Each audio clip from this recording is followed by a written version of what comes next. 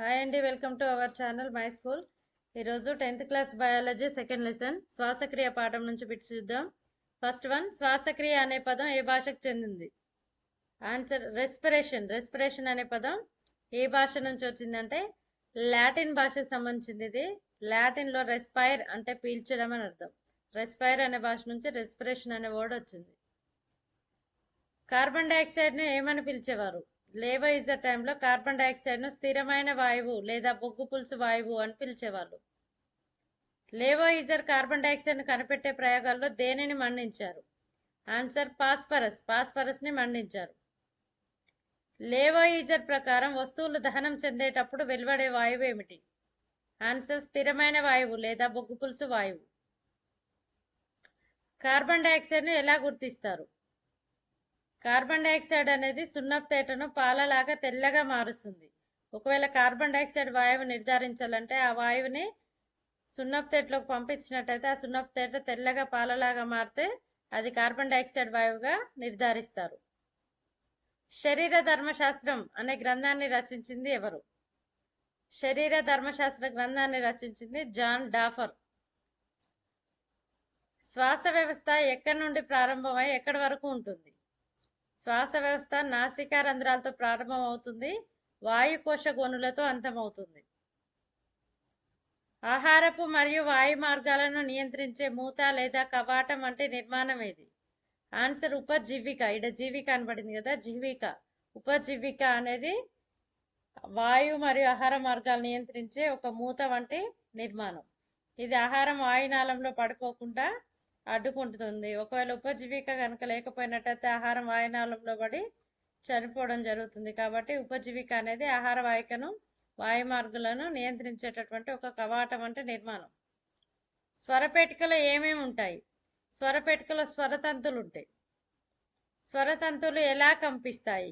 నిశ్వాసంలో బయటకు వచ్చే గాలి స్వరతంతుల మీదుగా ప్రయాణించి వాటిని కంపించేలాగా చేస్తుంది. వాయునాళం ఏ కణజాలంతో ఏర్పడి ఉంటుంది? ఆన్సర్ మృదులాస్థి. వాయునాళం అనేది మృదులాస్థి కణజాలంతో ఏర్పడి ఉంటుంది.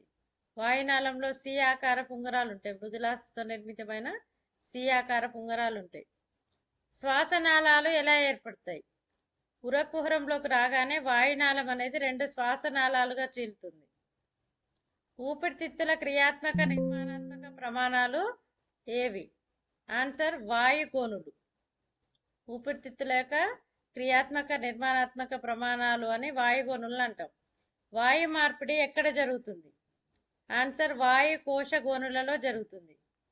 నెక్స్ట్ వన్, వాయు మార్పిడికి ఉపయోగపడే పదార్థం ఏది? హీమోగ్లోబిన్. హీమోగ్లోబిన్ అనేది ఆక్సిజన్ మరియు కార్బన్ డైఆక్సైడ్ల రవాణాను చేస్తుంది. ఊపిరితిత్తుల లోపలి భాగం ముడతలు పడి ఉండడం వల్ల లాభం ఏమిటి? ఆన్సర్ ఊపిరితిత్తుల వాయు మార్పిడి జరిగేటటువంటి వైశాల్యాన్ని పెంచుతుంది. ఊపిరితిత్తులలో ఉండే వాయు కోశాలు ముడతలు పడి ఉండడం వల్ల వాయు మార్పిడి జరిగే వైశాల్యం అనేది పెరుగుతుంది. ఊపిరితిత్తులోనికి వాయుకోశ గోనులు అన్నింటినీ కనుక విడదీస్తే ఎంత వైశాల్యాన్ని ఆక్రమిస్తాయి? ఆన్సర్ దాదాపు 160 చదరపు మీటర్లు. ఇది ఒక టెన్నిస్ కోర్ట్ అంత వైశాల్యాన్ని కలిగి ఉంటుంది. వాయు మార్గంలో తేమ లేకపోతే ఏం జరుగుతుంది? వాయు మార్గంలో తేమ లేకపోతే వేడి గాలి అనేది ఊపిరితిత్తుల్ని డ్యామేజ్ చేయొచ్చు. 2 ఊపిరితిత్తులు ఒకే పరిమాణంలో ఉంటాయా? ఉండవు. కుడి ఊపిరితిత్తు అనేది పెద్దదిగా ఉంటుంది. దీనికి కారణం ఏంటి అంటే ఎడమ వైపు గుండె ఉంటుంది కాబట్టి. ఉపజీవిక పని ఏమిటి?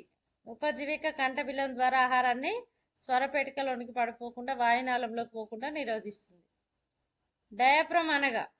డయాఫ్రమ్ అంటే ఉరకుహరాన్ని ఉదర కుహరాన్ని వేరు చేసే ఖండరహితమైనటువంటి పొరను డయాఫ్రమ్ అంటాం. ఊపిరితిత్తులను కప్పుతూ ఉండే పొర.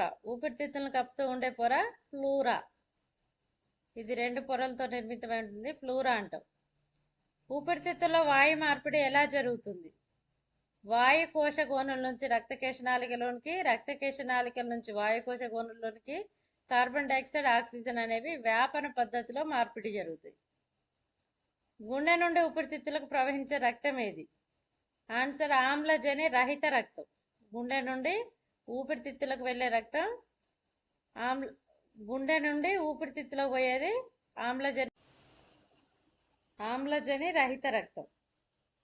గాలిలో వాయువుల శాతం ఎంత?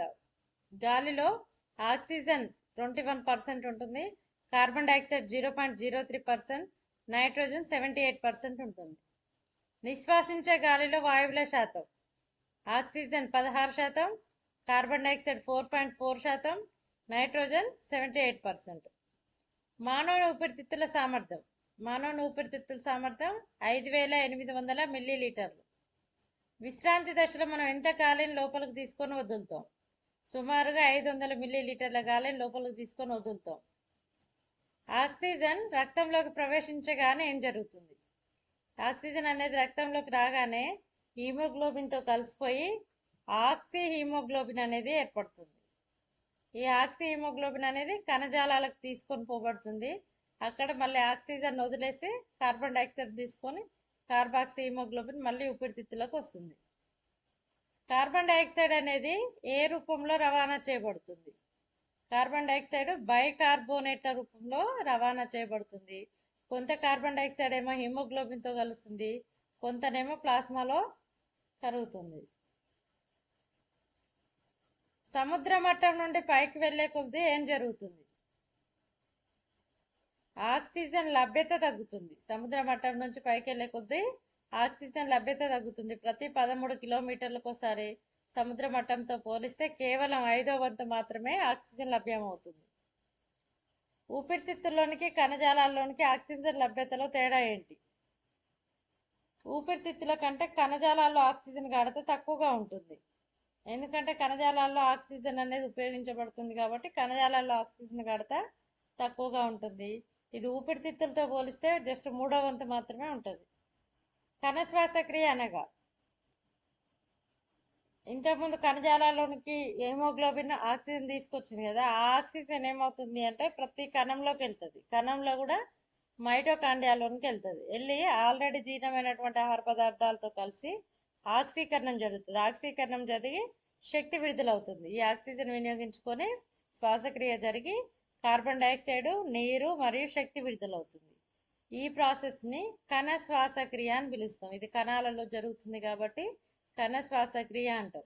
చాలామంది శ్వాసక్రియ అనేది ఊపిరితిత్తులోనే కంప్లీట్ అవుతుంది అనుకుంటారు. ఊపిరితిత్తులలో జస్ట్ వాయువుల మార్పిడి జరుగుతుంది. అక్కడ నుంచి హిమోగ్లోబిన్తో కలిసి ఆక్సి హిమోగ్లోబిన్ రూపంలో కణజాలాలకు వస్తుంది. కణజాలాల నుంచి ప్రతి కణానికి ఆక్సిజన్ పంపించబడుతుంది. కణంలో కూడా మైటోకాండ్రియాకి ఆక్సిజన్ వెళ్తుంది. ఆ ఆక్సిజన్ మైటోకాండ్రియాలో ఏం జరుగుతుంది? జీర్ణమైన ఆహారంతో కలిసి శ్వాసక్రియ ఆక్సిడేషన్ జరిగి కార్బన్ డైఆక్సైడ్, నీరు మరియు శక్తి విడుదలవుతుంది. దీన్ని కణ శ్వాసక్రియ అని పిలుస్తాం. ఇది మైటోకాండ్రియాలలో జరుగుతుంది కాబట్టి మైటోకాండ్రియాలను ఏమంటాం? The power houses of the cell అంటాం. కణ శక్త్యాగారాలు లేదా కణ భాండాగారాలు అని పిలుస్తాం. ఓకే అండి, ఎవరికైనా మన వీడియో కనుక ఉపయోగపడుతుంది అనుకున్నట్టయితే వీడియోకైతే ఒక లైక్ చేయండి, షేర్ చేయండి. అదేవిధంగా మరిన్ని వీడియోల కోసం మన ఛానల్ అయితే సబ్స్క్రైబ్ చేసుకోండి. Thank you for watching.